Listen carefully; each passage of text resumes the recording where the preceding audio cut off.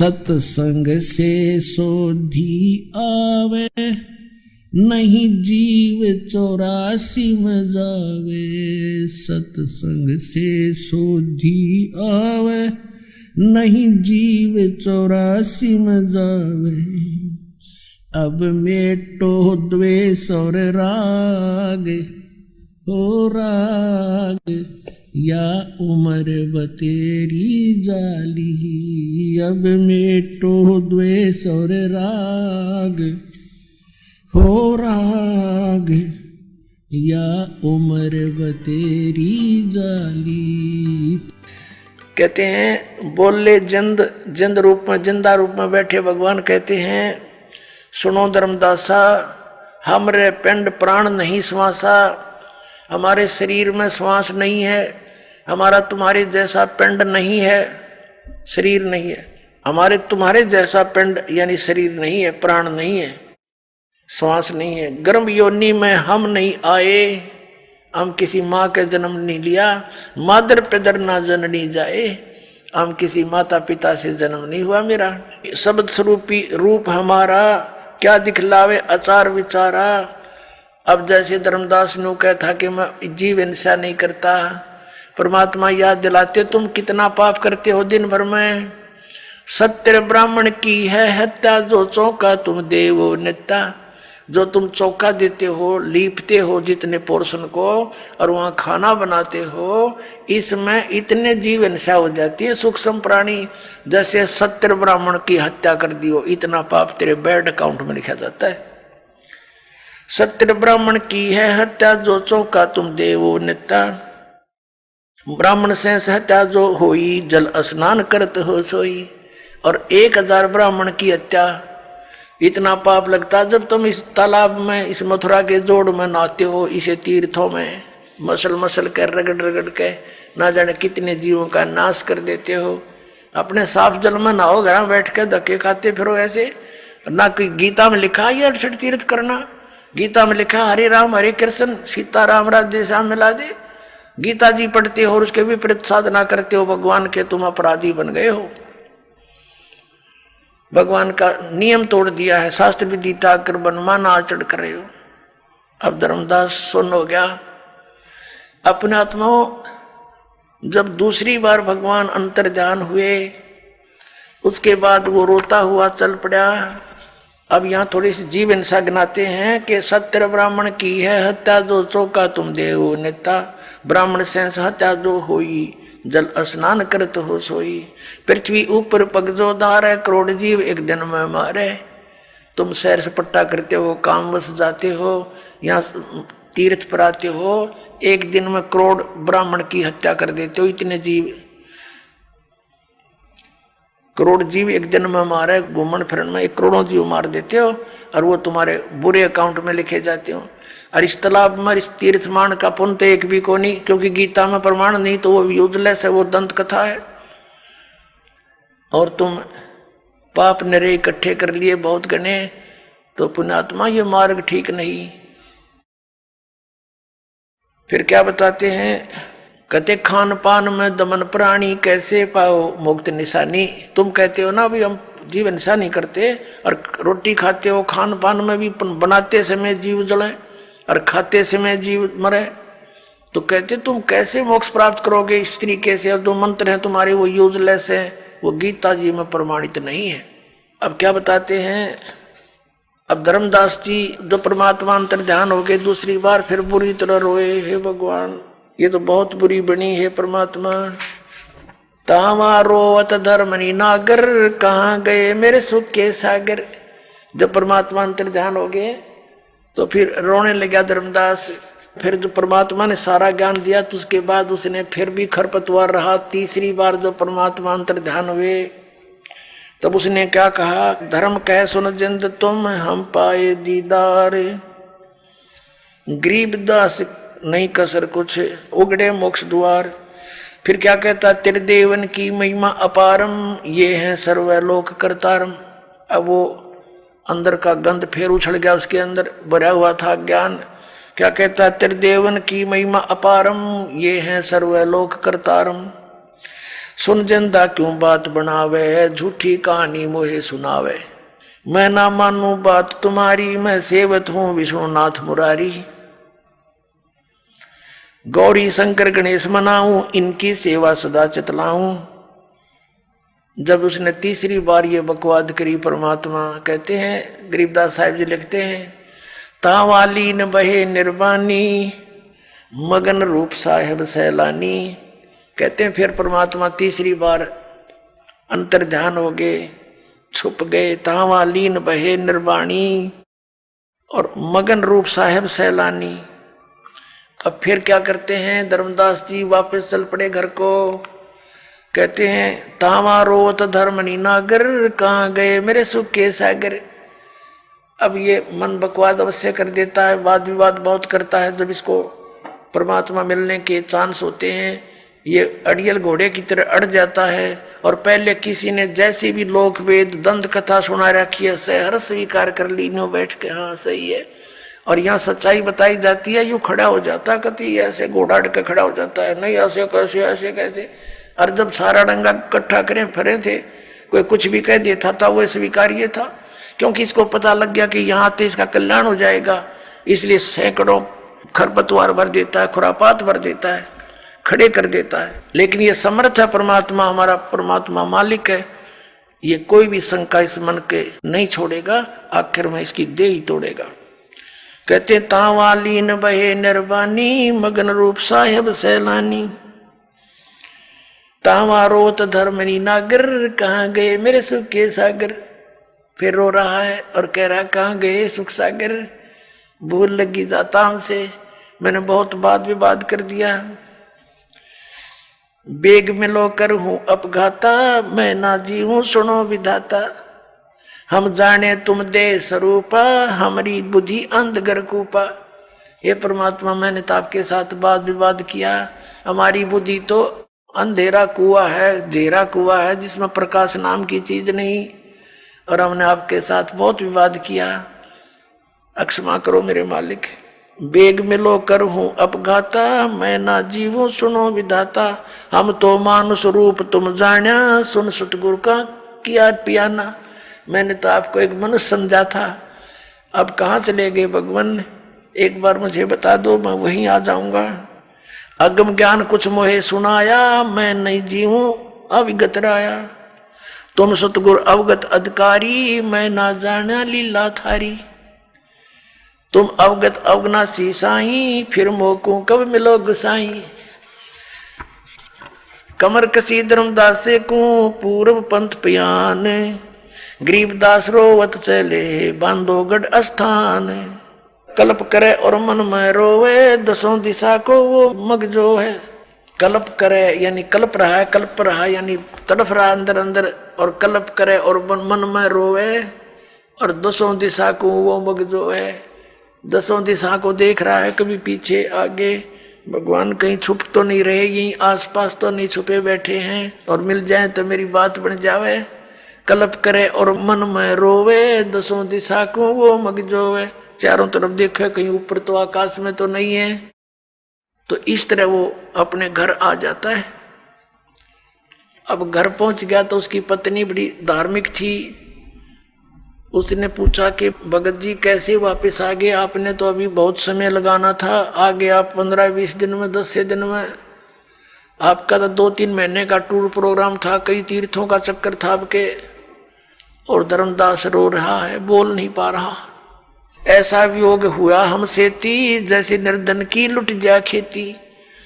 इतना दुख हो गया उस पुण्यात्मा को भगवान के भी छुड़ने का और अपनी नादानी का, कि मैंने जुल्म कर दिया वाद विवाद करके, अनमोल रतन हाथ से खो दिया।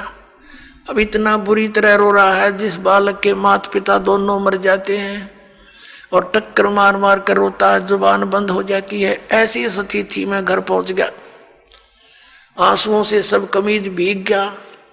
उसकी पत्नी ने सोचा, भगत जी बोल नहीं रहे, क्या बात है। और इतना सिगराने का कारण उसने स्वयं अपनी बुद्धि से सोचा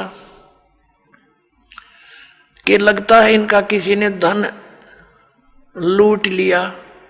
जो पैसा यात्रा में लेकर गए थे खर्च, वो किसी ने जिसका ठग लिया, चोरों ने चोरी कर ली दिखे, और इसलिए रो रहा है। क्योंकि आमनी देवी जो श्री धर्मदास जी की धर्मपत्नी थी, उसको मालूम था कि मैं थोड़ी सी कंजूस हूँ, और भगत जी धर्म में दोनों हाथों से पैसा खर्च करते हैं। तो आमनी देवी कई बार टोक दिया करती थी कि धर्म हिसाब का किया करो भगत, बच्चे भी पालने हैं, जबकि धन की कोई कमी नहीं थी उनका, एक नेचर हो जाती है हमारी। तो उस आधार से उसने सोचा कि कहीं भगत जी इसलिए रो रहा हो कि मैं ही टोका टाकी करूंगी, इसने नाटूंगी कि और पैसा ना ले जा, बतेरे हो गए तेरे धर्म कर्म, तो इसलिए रो रहा हो कहीं मेरा काम अधूरा रह गया और यही बना नकुर करेगी, मानने को नहीं। तो उसने कहा, भगत जी आपका किसी ने धन लूट लिया, कोई बात नहीं, आप कितना धन ले जियो, मैं मना नहीं करूं कति आपको, मेरे कारण दुख ना पाओ, और भगवान ने कोई कमी छोड़ रखी, तुम्हारे इतना धन दे रखा, और ले जाइयो धन, अपना काम पूरा करके आओ। अब वो रोता रहा और उसकी सुनता भी रहा बहुत बुरी तरह। काफी देर में जाके उसका हिचकी बंद हुई, धीरे धीरे रोता हुआ कहने लगा कि आमनी, यदि ये भौतिक धन मेरा नाश हो जाता मुझे कोई दुख नहीं था, और ले जाता मैं तेरे से प्रार्थना करके, इसका दुख मुझे नहीं था। मेरे से आज ऐसा धन हाथ से चला गया, अब शायद मुझे वो मिला नहीं, मैं इतना नीच हूं, और मैंने ऐसे ऐसे उस महापुरुष के साथ ऐसी जलालत कर दी, और तीसरी बार उसके साथ मैंने विवाद करके हाथों से खो दिया। अब वो मिला निर्मय जीव नहीं। फिर उसने से धीरे धीरे जब शांत सा दिल हुआ, आमनी जी को सारी पिछली जो घटना थी सारी सुना दी। आमनी ने कहा कि आप तो बुद्धिमान व्यक्ति थे, और लाला जी तो बिजनेस में माहिर होते हैं, आप इस सौदे को कैसे चूक गए। रामकृष्ण से कौन सी अपनी रिश्तेदारी थी, ज्ञान उन्हों से सुना था ये भगवान है, तिनको मानने लायक गए थे, अपने तो भगवान चाहिए था, और आपने विवाद नहीं करना चाहिए था। और जब ऐसी कथा सुना रहे हो, प्रमाण बता रहे हो, और गीता में हम रोज पढ़ते हैं, वो बता रहे थे कि वो भगवान तो कोई और है, गीता बोलने वाला स्वयं कह रहा है, फिर भी आपकी आंखें ना खुली।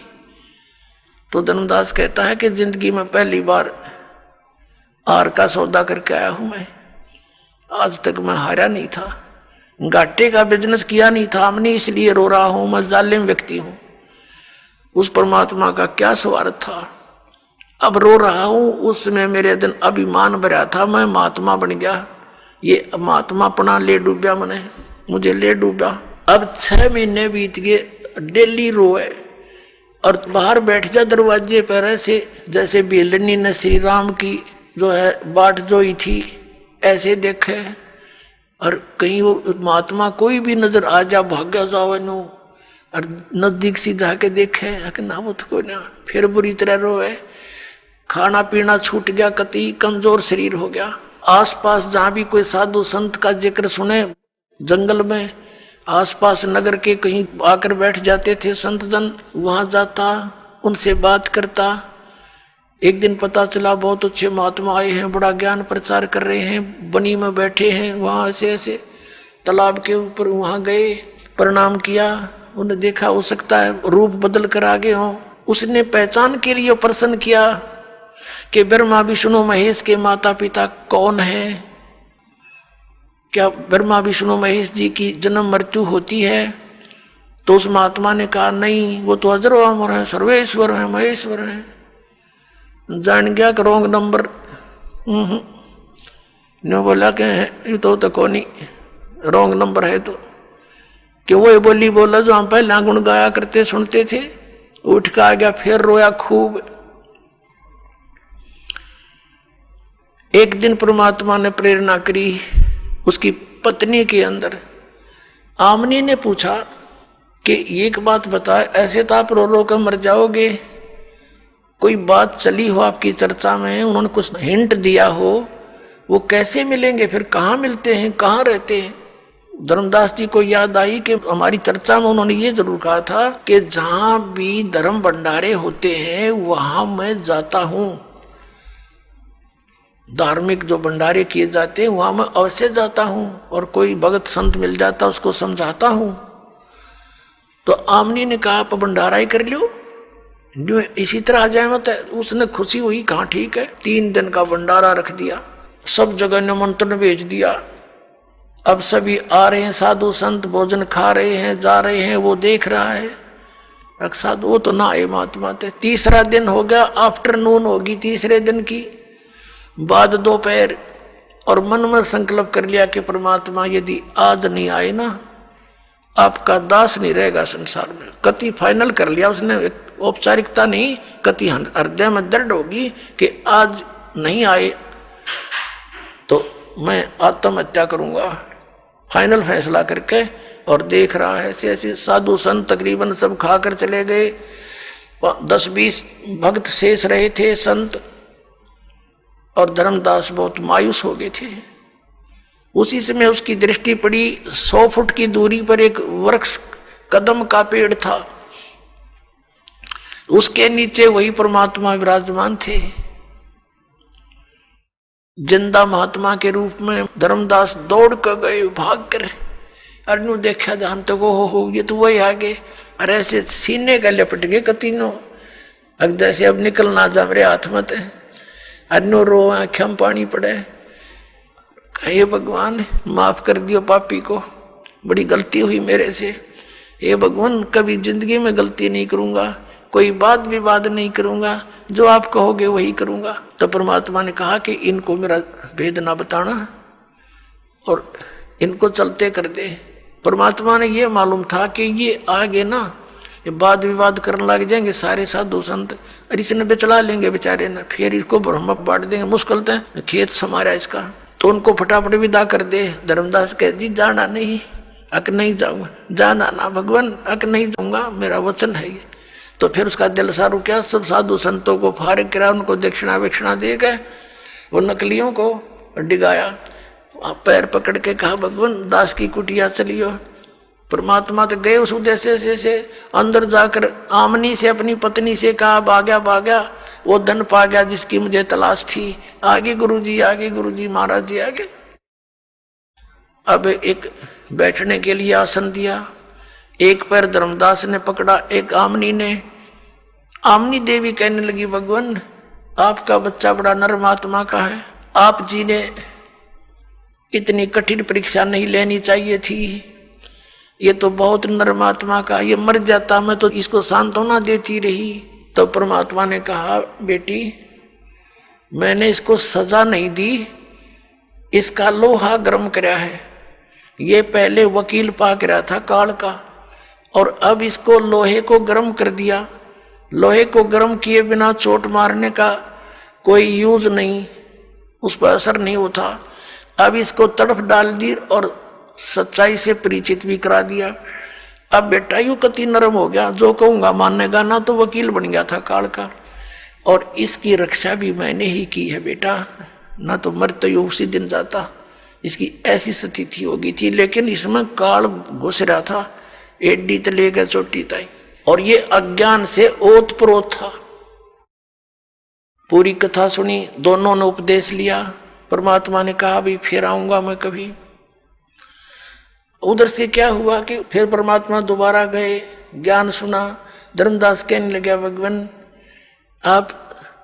आपका लोक कहाँ है, कहाँ से आते हो, कहाँ आपका ठिकाना है, एक बार दास को वो दर्शन करा दो, मैं भी आपसे मिलता रहा करूँगा। परमात्मा ने कहा ठीक है भाई। अब क्या किया, धर्मदास जी की आत्मा को निकाल लिया। धर्मदास जी का शरीर अचेत पड़ा है, श्वास चल रहे हैं, अचेत हो गया, मूर्छित टाइप हो गया, और लेकर चले गए। कुछ देर में आमनी जी ने देखा महात्मा चले गए, और भगत जी अचेत हो गए। उसने आसपास के आपके कुल के लोगों को इकट्ठा किया, रिश्तेदार आने लग गए। 3 दिन बीत गए। उधर से परमात्मा ले गए सतलोक में, देख मेरा यूं से ठिकाना भाई, या तेरे पास आया को नहीं जा। जब धर्मदास जी को ऊपर लेकर गए, सब ब्रह्मांड दिखाए, ये सब ब्रह्मा विष्णु महेश के लोक दिखाए, धर्मराज का लोक दिखाया, नरक और स्वर्ग दिखाया। ब्रह्मा विष्णु महेश की सतीथि से परिचित करवाया।